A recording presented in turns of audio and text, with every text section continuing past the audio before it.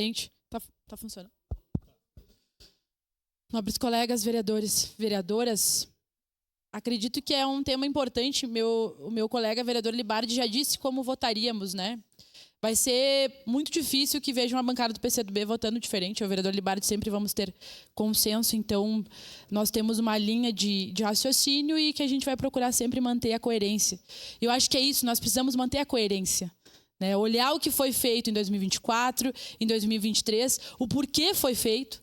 Né? Então, compreendo as palavras da vereadora Daiane, do vereador Daniel, do vereador Wagner, de todos os vereadores, por mais que a gente discorde em diversos elementos, alguma coerência a gente precisa ter nessa casa legislativa, nobres colegas.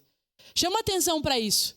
Nós estamos aqui, por mais que hajam diferentes percepções sobre a Constituição Federal, sobre as nossas leis, de algum lugar elas partiram. E aí, daqui a pouco, isso pode virar moda. Então, é claro que o mérito, nós não estamos discutindo o mérito. Se fosse para discutir o mérito, todo mundo saberia como a bancada do PCdoB votaria.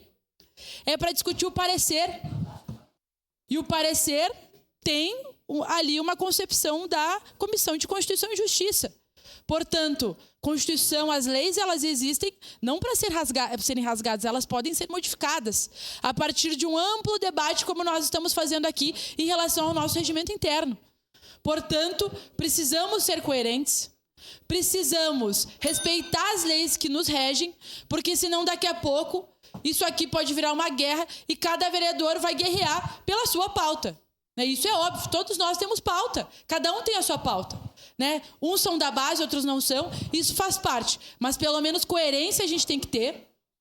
E seguir minimamente as leis que nos regem, porque senão Caxias, o Estado e o Brasil viram terra de ninguém, aí ninguém ganha, inclusive quem perde mais é a população. A palavra para declarar Obrigada, voto. senhor presidente.